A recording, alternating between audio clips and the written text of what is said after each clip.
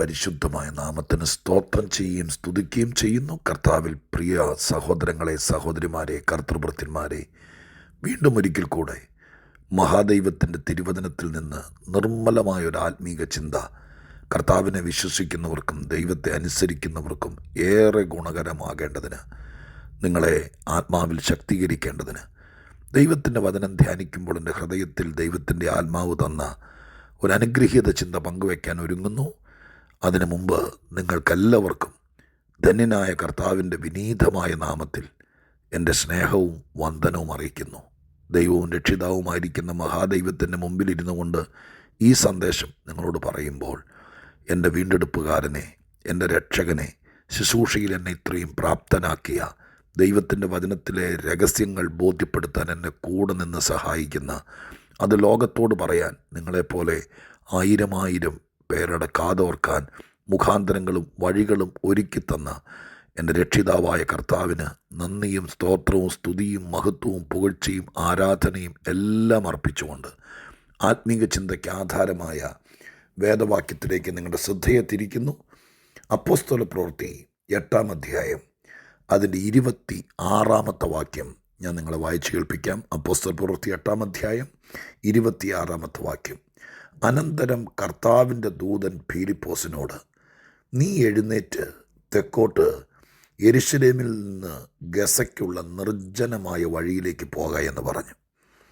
നീ എഴുന്നേറ്റ് തെക്കോട്ട് യെരുശലേമിൽ നിന്നും ഗസയ്ക്കുള്ള നിർജ്ജനമായ വഴിയിലേക്ക് പോക എന്ന് പറഞ്ഞു. വേദപുസ്തകത്തിനൊരു പ്രത്യേകത പറഞ്ഞുകൊണ്ട് തുടങ്ങാം. ദൈവവുമായിട്ട് അടുത്ത് നിൽക്കാൻ ആരെങ്കിലും താല്പര്യം കാണിച്ചാൽ, ദൈവത്തെ വിശ്വസിക്കാനും അനുസരിക്കാനും അംഗീകരിക്കാനും ഒരുവൻ മനസ്സ് വെച്ചാൽ, അന്നു മുതൽ ദൈവത്തിൻ്റെ ഒരു വലിയ ഗൈഡൻസ്, ഒരു നടത്തിപ്പ്, ഒരു വഴി പറഞ്ഞു തരൽ ഈ ദൈവം മനുഷ്യനോടുള്ള ബന്ധത്തിൽ ഈ അത്യാധുനിക യുഗത്തിലും നിശ്ചയമായും നിർബന്ധമായും അങ്ങനെ വിശ്വസിക്കുന്നവർക്ക് നൽകി തരുമെന്നുള്ളതിന് 10,000 തെളിവുകളുണ്ട്. വേദപുസ്തകത്തിൽ കർത്താവിനെ വിശ്വസിച്ച, ദൈവത്തെ അനുസരിച്ച, ദൈവത്തെ പ്രതീക്ഷിച്ച ആളുകൾക്കെല്ലാം ദൈവത്തിൻ്റെ കൃത്യമായ ഗൈഡൻസുകൾ കിട്ടിയിട്ടുണ്ട്. എങ്ങോട്ട് പോകണം, എപ്പോൾ പോകണം, എപ്പോൾ പോകരുത്, എത്ര കാലം ഇപ്പോൾ ആയിരിക്കുന്ന സ്ഥലത്തായിരിക്കണം, എപ്പോൾ കൂടാരമിളക്കണം, ഇതെല്ലാം ഇസ്രായേൽ മക്കളുടെ മരുഭൂമി യാത്ര നോക്കിയാൽ തന്നെ നമുക്കറിയാലോ. മറ്റു പലരോടും നമ്മുടെ കർത്താവായ യേശുക്രിസ്തുവിനെ ജനനത്തോടുള്ള ബന്ധത്തിൽ യോസേപ്പിനോടും മറിയോടൊക്കെ എത്ര കൃത്യമായിട്ടാണ് മിസ്രൈമിലേക്ക് ഓടിപ്പോകുക, കുറേ കഴിയുമ്പോൾ മിസ്രൈമിൽ നിന്ന് തിരിച്ചു വരിക, ഇന്ന പട്ടണത്തിൽ പോയി പാർക്കുക എന്നൊക്കെ കൽപ്പിച്ചത് യേശു കൂടെ ഉള്ളതുകൊണ്ട്, അല്ലെങ്കിൽ യേശുവിൻ്റെ ജനനത്തോടുള്ള ബന്ധത്തിൽ മാത്രമല്ല, സാധാരണക്കാരായ മനുഷ്യർ പോലും ദൈവത്തെ വിശ്വസിക്കാൻ തുടങ്ങിയാൽ ദൈവത്തിൻ്റെ ഒരു നടത്തിപ്പ്, വേദപുസ്തകത്തിൻ്റെ ഭാഷയിൽ ഒരാത്മീക നടത്തിപ്പ്, ദൈവീക നടത്തിപ്പ്, അങ്ങനെയുള്ളവർക്ക് ദൈവം തരുമെന്നുള്ളത് നിശ്ചയമാണ്. ഇന്നും ഞാൻ നിങ്ങൾക്ക് ഉറപ്പ് തരാം, ദൈവത്തെ വിശ്വസിച്ചാൽ ഒരു ദൈവീക നടത്തിപ്പ് നമുക്കുണ്ടാകും. പോകേണ്ടുന്ന വഴി കാണിച്ചു തരും, പോകേണ്ടുന്ന സമയം പറഞ്ഞു തരും, പോകേണ്ടുന്ന ഇടം ദൈവമായ കർത്താവ് കാണിച്ചു തരും.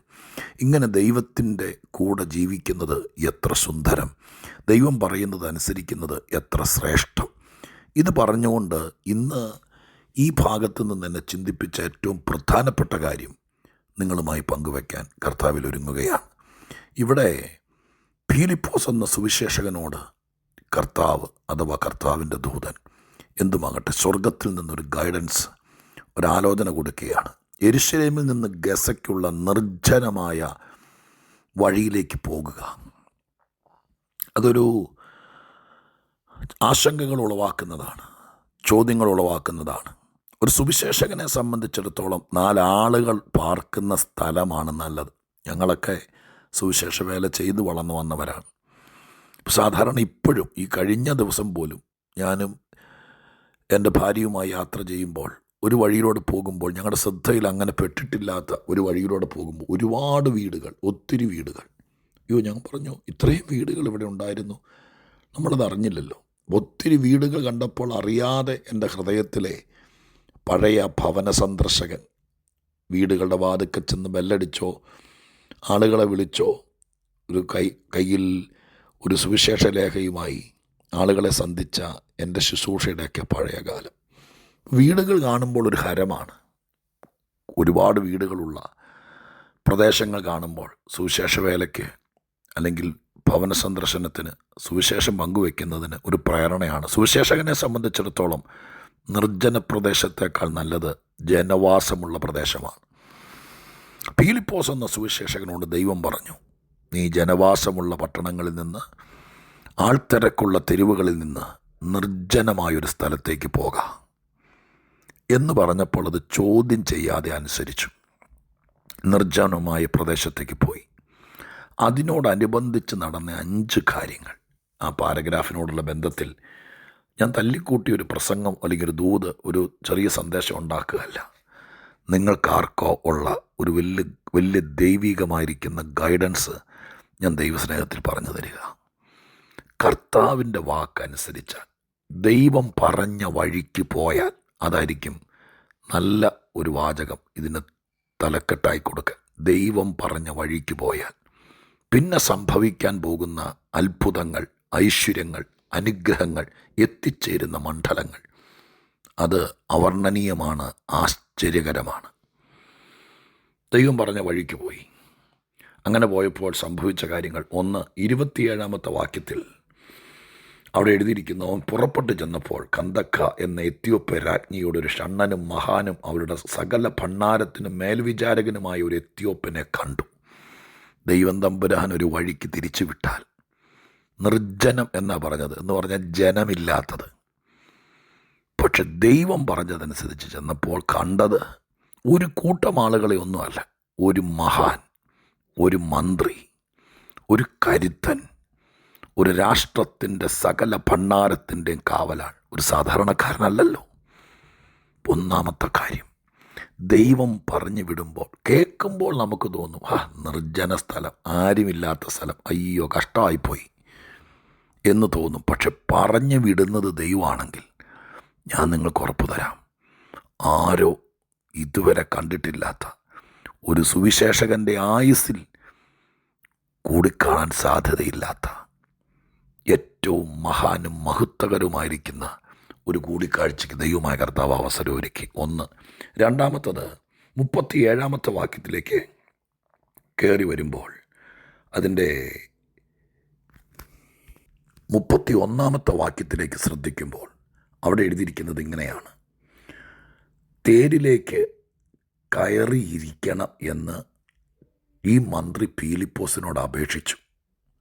നടന്ന് ക്ഷീണിച്ചപ്പോൾ ഓട്ടോയ്ക്ക് കൈ കാണിച്ച് നിർത്താതെ പോകുന്ന സീൻ നിങ്ങൾക്ക് ആർക്കെങ്കിലും ഉണ്ടായിട്ടുണ്ടോ? ഒത്തിരി നടന്ന് ക്ഷീണിക്കുമ്പോൾ വണ്ടിക്ക് കൈ കാണിക്കും, ഒറ്റ വണ്ടിക്കാരൻ നിർത്താതെ പോകുന്ന സ്ഥിതി കണ്ടിട്ടുണ്ടോ? അങ്ങനത്തെ ഒരു സ്ഥിതിയല്ല. ദൈവം പറഞ്ഞതനുസരിച്ചാണ് നടക്കുന്നത്. ദൈവം പറഞ്ഞനുസരിച്ച് നടന്നാൽ നീ കൈ കാണിക്കുകയും വേണ്ട, നീ റിക്വസ്റ്റ് ചെയ്യുകയും വേണ്ട. നിന്നോട് റിക്വസ്റ്റ് ചെയ്യും, ഈ തേരിലേക്കൊന്ന് കയറിയിരിക്കാമോ? ആരുടെ തേര്? ഞാൻ ആദ്യം പറഞ്ഞ പോലെ ഒരു ഓട്ടോയല്ല, അത് ഒരു മന്ത്രിയുടെ തേരിനകത്തേക്ക്. ദൈവം പറഞ്ഞിടത്തേക്ക് പോയാൽ, ദൈവം പറഞ്ഞ വഴിക്ക് പോയാൽ, നീ വിചാരിക്കാത്ത ദൈവിക പദ്ധതികൾ നിന്നോട് റിക്വസ്റ്റ് ചെയ്യും, ഈ തേരിലേക്കൊന്ന് കയറിയിരിക്കാമോ? ഒരുപാട് നടന്നില്ലേ? ഒത്തിരി ക്ഷീണിച്ചില്ലേ? ആരെയും കാണാതെ ഒറ്റപ്പെട്ട് ഒത്തിരി നടന്നില്ലേ? കാലം മാറാൻ പോവാ. ദൈവം പറഞ്ഞ വഴിക്ക് പോയാൽ 2-ാമത്തെ ഗുണമാണ് ഞാനിപ്പോൾ നിങ്ങളെ ഓർപ്പിച്ചത്. 3-ാമത്തത് ഞാൻ നിങ്ങളെ ഓർപ്പിക്കാം. 39 വാക്യം. അതിനിടയിൽ സ്നാനമൊക്കെ നടന്നു, സുവിശേഷമൊക്കെ പങ്കുവെച്ചു. പക്ഷേ പ്രധാനപ്പെട്ടത് മാത്രം പറയാം. 39 വാക്യം. അവർ വെള്ളത്തിൽ നിന്ന് കയറിയപ്പോൾ കർത്താവിൻ്റെ ആത്മാവ് പീലിപ്പോസിനെ എടുത്തുകൊണ്ടുപോയി. 3-ാമത്തത്, ദൈവം പറഞ്ഞത് ഒരു നിർജ്ജന പ്രദേശത്തേക്ക് പോകാനാണ്. ആ പറഞ്ഞ വഴിക്ക് പോയാൽ ആയുസ്സിൽ ആരും, പത്രോസിനെ ദൈവാത്മാവ് എടുത്തുകൊണ്ട് പോയി എന്നൊരു വാക്യം വായിച്ചിട്ടില്ല. പൗലോസ് 3-ാം സ്വർഗത്തോളം എടുക്കപ്പെട്ടെന്ന് വായിച്ചിട്ടുണ്ട്, പക്ഷേ ദൈവാത്മാവ് എടുത്തുകൊണ്ട് പോയി ഞാൻ വായിച്ചിട്ടില്ല. പക്ഷെ മറ്റാർക്കും കിട്ടാത്ത ഒരാത്മാവിൻ്റെ എടുക്കൽ, അമ്മ എടുക്കുന്നത് പോലെ, ഒരു ധാത്രി വാരിയെടുക്കുന്നത് പോലെ പരിശുദ്ധാത്മാവ് പീലിപ്പോസിനെ എന്താ എഴുതിയിരിക്കുന്നത്? ദൈവം പറഞ്ഞ വഴിക്ക് പോയാൽ നിങ്ങളുടെ ആയുസ്സിൽ അസാധാരണമായിരിക്കുന്ന ദൈവാത്മാവിൻ്റെ ഇടപെടലുകൾ സംഭവിച്ചിരിക്കും. ഇത് മൂന്നാമത്തത്. 40-ാമത്തെ വാക്യത്തിൽ 2 കാര്യങ്ങളുണ്ട്. രണ്ടും കൂടി പറഞ്ഞ് ഞാൻ അവസാനിപ്പിക്കാം. 4-ാമത്തെ കാര്യം 40-ാം വാക്യം വായിക്കുക. പീലിപ്പോസിനെ പിന്നെ അസ്തോദിൽ കണ്ടു. ചില ആളുകൾ ഇവിടുന്ന് ഏജൻറ്റിൻ്റെ വാക്കും കേട്ട് കാശും കൊടുത്ത് ആരാണ്ടും പറയുന്നത് കേട്ട് പോയിട്ട് പിന്നെ അവൻ ഇന്ന് വരെ കണ്ടിട്ടില്ല. നാട്ടുകാർ പറയുന്നു 10 കൊല്ലം മുമ്പ് പോയതാ, പിന്നെ കണ്ടിട്ടില്ല.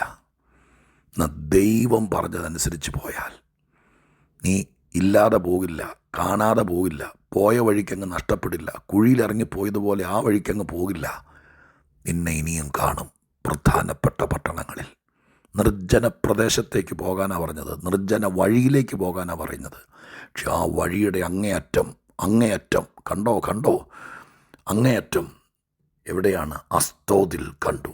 തീർന്നില്ല. 40-ാം വാക്യത്തിൻ്റെ അവസാന ഭാഗത്ത് ഇങ്ങനെ എഴുതിയിരിക്കുന്നു, അവൻ സഞ്ചരിച്ച എല്ലാ പട്ടണങ്ങളും സുവിശേഷം അറിയിച്ചുകൊണ്ട് കൈസരിയിൽ എത്തി. 5-ാമത്തെ കാര്യം, കൈസരിയിൽ എങ്ങും എത്താതെ പോയില്ല ബ്രദറെ, സിസ്റ്ററെ, എങ്ങും എത്താതെ പോയില്ല.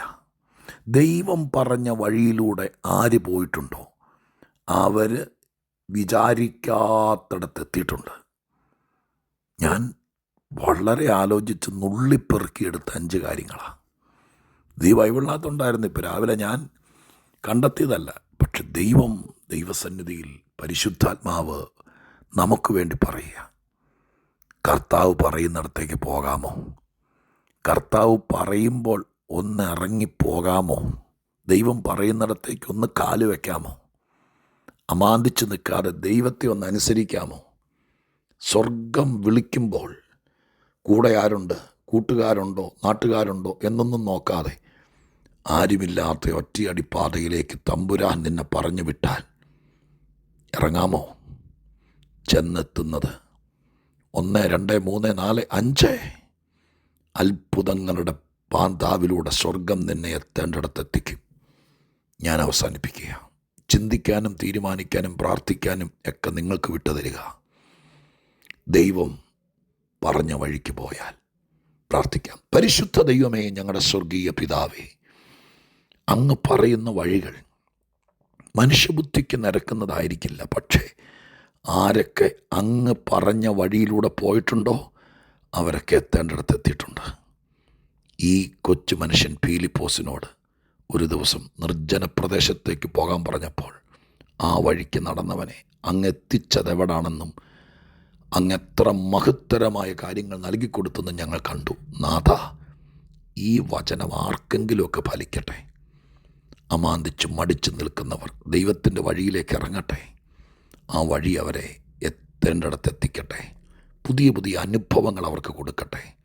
ദൈവം അത് ചെയ്യും. പ്രാർത്ഥന കേട്ടതിന് നന്ദി. യേശുവിൻ നാമത്തിൽ തന്നെ. ആമേൻ.